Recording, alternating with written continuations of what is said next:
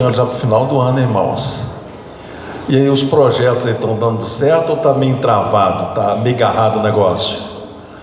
Aqueles sonhos que você trouxe aqui no dia 31 de dezembro, você está conseguindo realizar ou está agarrado ainda?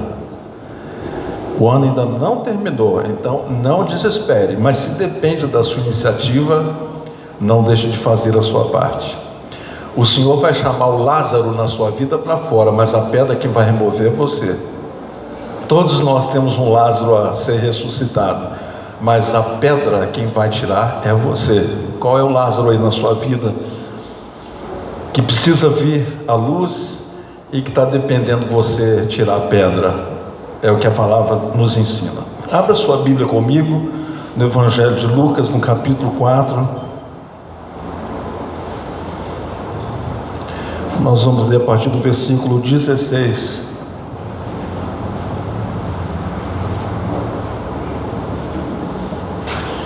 Evangelho de Lucas, capítulo 4, nós vamos ler a partir do versículo 16.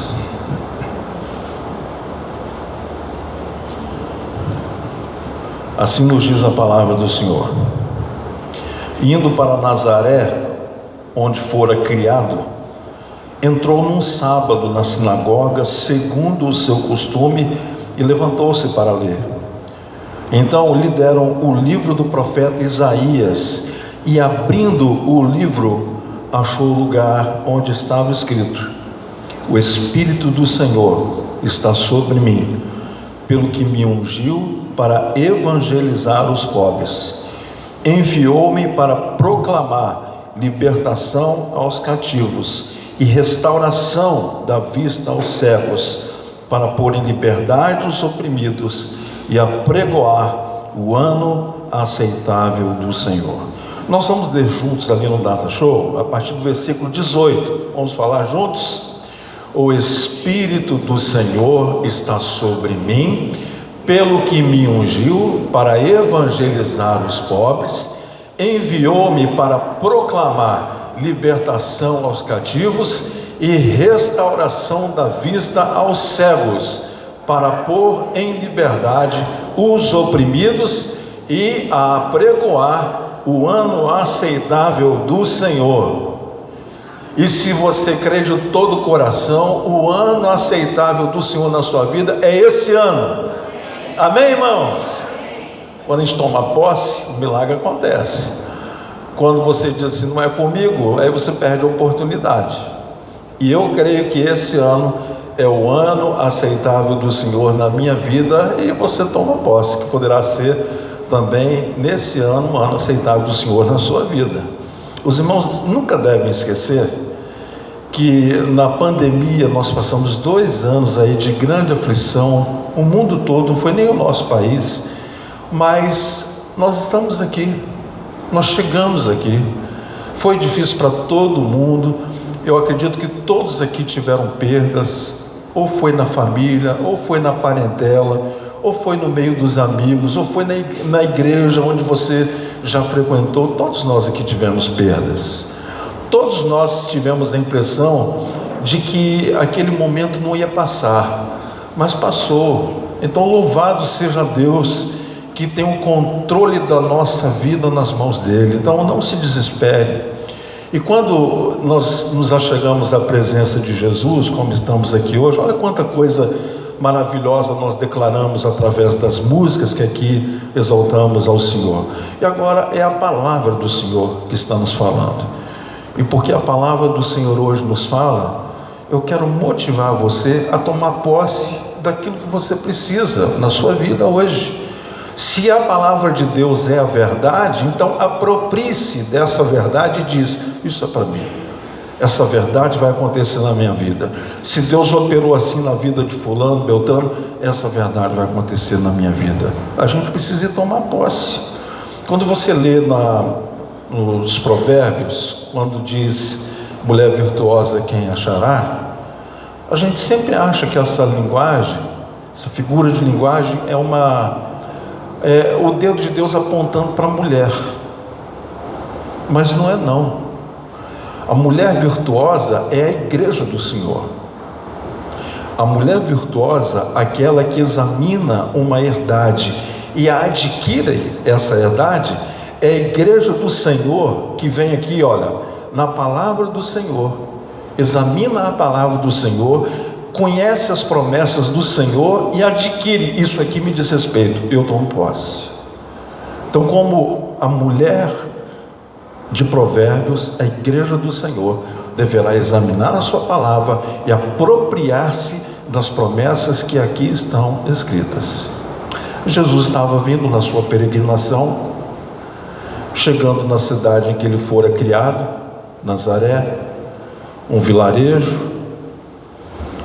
Era sábado, era dia de congregar, e ele entrou numa sinagoga, e na hora da leitura da palavra de Deus, ele pôs-se em pé, em reverência à palavra de Deus. E alguém diz: dá o livro para Jesus ler. Foi criado aqui no nosso meio, ele aqui de Nazaré. Honraram Jesus, deram o rolo do profeta Isaías para ele. Quando ele abre o profeta Isaías, ele declara isso que nós acabamos de ler: o Espírito do Senhor está sobre mim. Vamos falar isso juntos? O Espírito do Senhor está sobre mim. Mais uma vez, o Espírito do Senhor está sobre mim. Olha como é que Jesus começou. Dentro da igreja, numa sinagoga. Quando honram ele com a leitura, ele põe-se em pé e ele assume profeticamente o início do seu chamado. Todos nós somos convidados a exercermos o nosso chamado, mas o nosso chamado não poderá ser feito de qualquer maneira. O nosso chamado, ele deverá ser feito cheios do Senhor. Se você for fazer a sua parte sem o Espírito do Senhor estar sobre você, você vai ter perdas, você vai ter dificuldades. Então declare sempre isso. Em tudo que você for fazer, você precisa ter essa consciência: o Espírito do Senhor está sobre mim, o Espírito do Senhor está sobre mim. Então eu quero hoje falar sobre isso, e a palavra do Senhor Deus vai falar sobre o Evangelho. Nós sabemos que o Evangelho são as boas novas de Deus para o homem pecador. E quando a gente ouve uma notícia nova, o que a gente quer fazer? Quando uma notícia nova acontece, a gente quer saber: oh, que boa nova é essa? E o Senhor Jesus, quando veio e trouxe a boa nova, ele foi assim de imediato, as pessoas ficaram com o pé atrás. O que é esse cara aí? Essas coisas que ele está falando fazem sentido, mas ao mesmo tempo é diferente do que a gente está acostumado dentro da igreja de ouvir. E nessa hora em que ele pega o rolo do profeta Isaías e começa a ler, então de fato o Espírito Santo começou a usar o Senhor Jesus. Aqui, a primeira coisa que a gente vai ver é que o Evangelho que Jesus vem anunciar, essa boa nova que ele vem anunciar, é a boa nova do amor. O Evangelho, que é uma notícia que veio do céu para cada um de nós, é uma notícia que nos fala do amor. E a maior prova disso é que o Senhor diz que uma vez que o Espírito do Senhor estava sobre ele, ele vem como mensageiro do Senhor para anunciar as boas novas, ou seja, para anunciar o Evangelho aos pobres. Aos pobres. Mas infelizmente, nessas boas novas, nesse Evangelho, nem todos creem.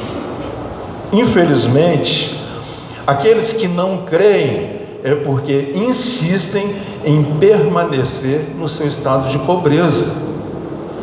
E quando o Senhor diz que ele veio trazer uma boa notícia aos pobres, aos olhos de Deus, não se trata de ter ou não ter grana, de ter ou não ter uma posição na sociedade, mas se trata do nosso estado miserável, pecaminoso, diante de Deus.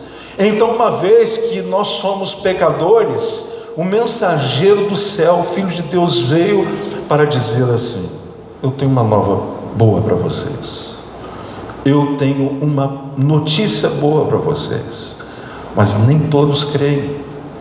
Infelizmente, o nosso mundo é cercado por duas classes de pessoas: aqueles que creem no Evangelho, aqueles que creem nas boas novas, e naqueles que não creem. Aqueles que creem na notícia que veio do céu e se apropriam daquela verdade têm as suas vidas abençoadas e transformadas. Aqueles que acham que não é bem assim perdem uma grande oportunidade. Hoje na manhã nós tivemos aqui a escola bíblica, nós vimos a sutileza de Satanás em apropriar-se da palavra de Deus e torcê-la. E nós vimos hoje na escola bíblica de como um outro evangelho tem chegado, tem tentado invadir as nossas igrejas. Não é a notícia que veio do céu, é a notícia que os homens vieram dar. É a notícia embasada muitas vezes numa verdade, mas verdade essa que é torcida. O Evangelho de Deus expressa o amor de Deus. E o amor de Deus, nos alcançando nessa noite, nos faz lembrar que você não precisa viver uma vida de escravidão, uma vida de tristeza, uma vida de depressão, uma vida de cativeiro, porque a boa nova do céu veio nos falar que o amor de Deus nos alcançou, e a maior prova disso é que o Senhor Jesus deu-se em nosso lugar. João 3,16, vamos falar juntos? Porque Deus amou o mundo de tal maneira que deu seu Filho unigênito, para que todo aquele que nele crê não pereça, mas tenha a vida eterna. É para quem crê, não é para quem acha legal, não é para quem faz um assentimento mental dizendo, é verdade. Não, é para quem apropria-se da verdade. Então Jesus, dentro da sinagoga, quando ele lê o livro do profeta Isaías, ele inaugura naquela ocasião o início da história da igreja. E hoje nós estamos aqui porque de fato o Espírito Santo veio sobre o Senhor, e cheio dele, ele deu início à obra da salvação.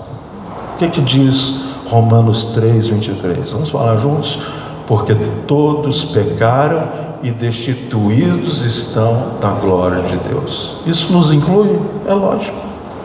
Em Adão todos nós somos pecadores, porque todos pecaram e destituídos estão da glória de Deus. Nós não merecemos, da parte do céu nós não merecemos nada. O amor de Deus é tão glorioso, tão maravilhoso, que ele não pode ser sondado, ele não pode ser ferido. Nós não temos noção da altura, da profundidade ou da largura desse amor. O amor de Deus é insondável, o amor de Deus é incomparável.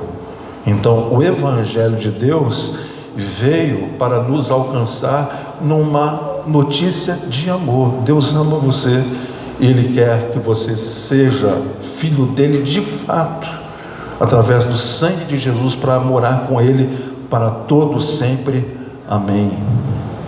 Mas o Evangelho também não é só o Evangelho de amor. A palavra de Deus diz que o Evangelho é o Evangelho de luz. Por isso, aos olhos de Deus, todo homem longe dele é um cego espiritual. O que um cego faz se não tiver um guia? Ele vai se machucar, ele vai estar perdido, ele vai depender de outro. Nós cantamos aqui muitas vezes: ó, tão cego eu andei e perdido vaguei, longe, longe do meu Salvador.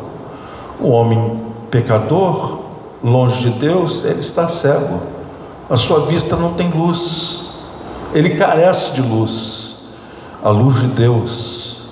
E a palavra do Senhor Deus diz: o povo que andava em trevas viu uma grande luz, e sobre os que habitavam na região da sombra da morte resplandeceu a luz. Então Jesus, quando Ele ilumina a nossa vida, junto com a luz de Jesus vem a visão do Senhor. O nosso olhar, ele é transformado. A nossa percepção das coisas desse mundo é mudada. A nossa percepção das coisas eternas é transformada. O nosso olhar é voltado para cima.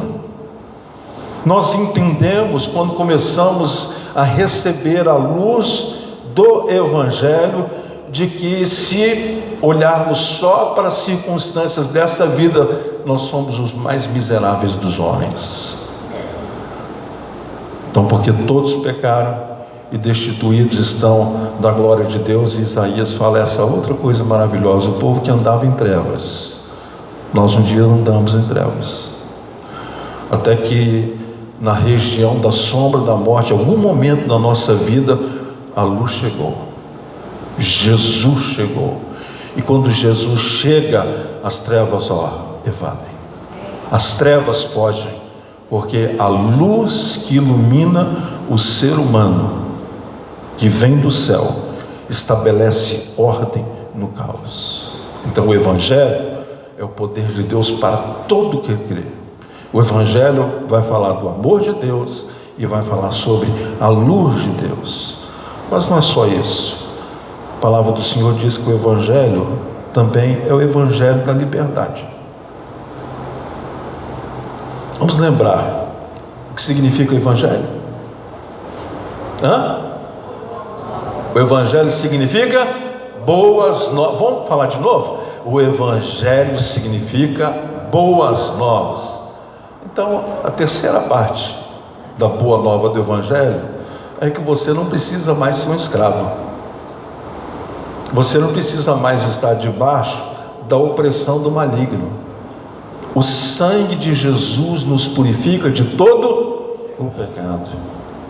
Mas a palavra do Senhor diz assim: portanto, como por um homem entrou o pecado no mundo, por um homem, Adão, entrou o pecado no mundo, e pelo pecado a morte, assim também a morte passou a todos os homens, por isso que todos pecaram.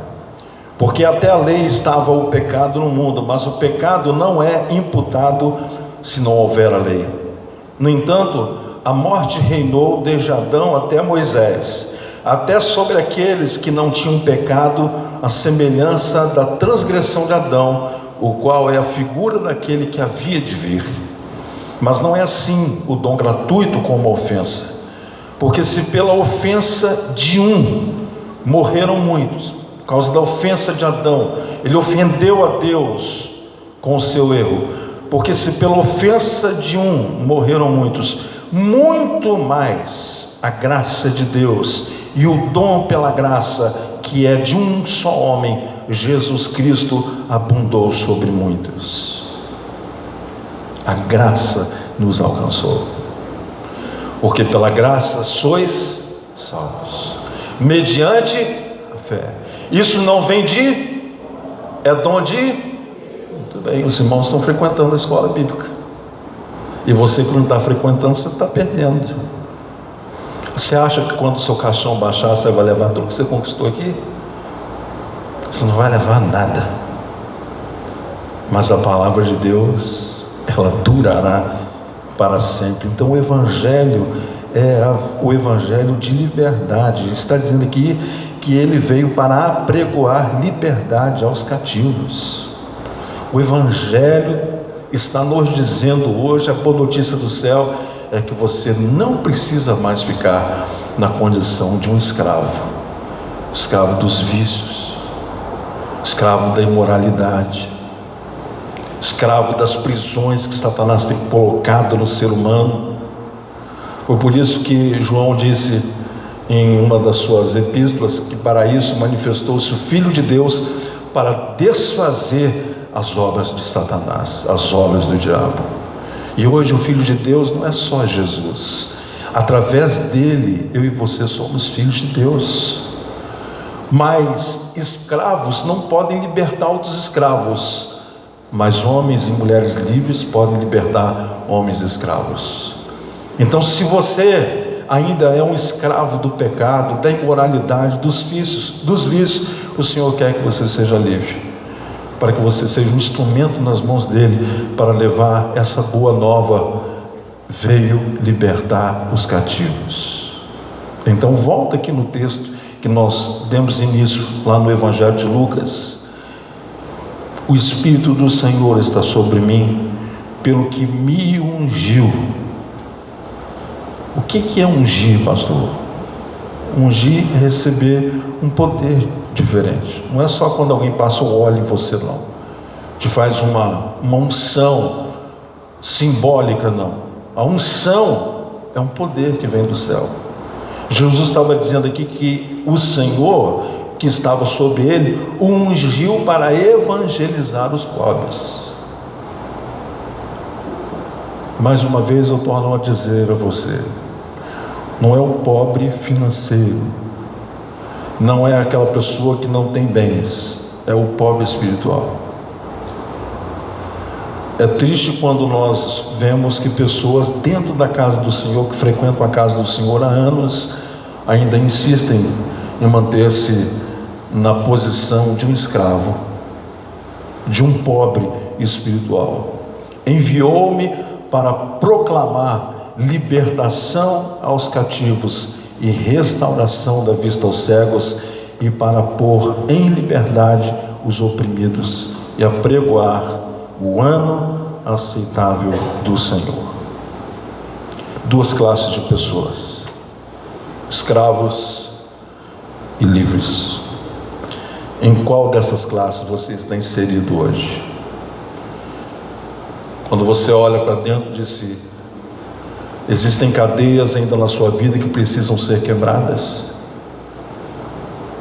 Quando você olha para as suas dificuldades, você acha que está bom do jeito que está? Ou ferrolhos que prendem o seu andar precisam ser nesta noite quebrados? Eu vou orar. Eu convido você para que fique em pé. Nós vamos falar com Deus nessa hora.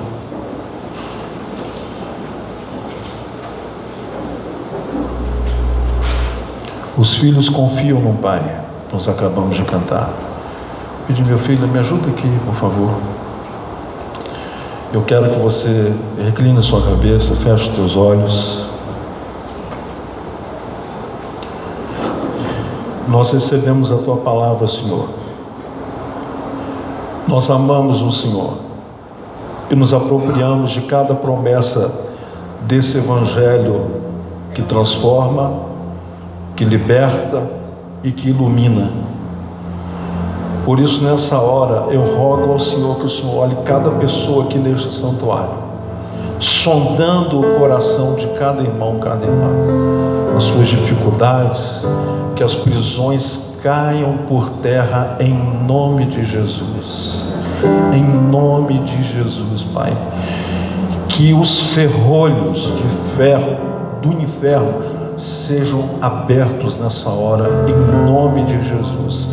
Que os laços sejam cortados em nome de Jesus. Porque nós, nesta noite, estamos apregoando hoje o ano aceitável do Senhor. O dia é hoje, o dia da libertação e o dia da restauração. Assim eu abençoo os meus irmãos em nome de Jesus.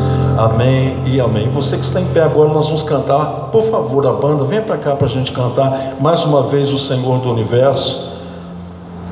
Nós vamos louvar a Deus. Você agora que recebeu a mensagem, você vai cantar com todo o seu coração, porque o Evangelho veio até você. Então louve ao Senhor com o seu melhor nessa hora. Vamos cantar com Moisés.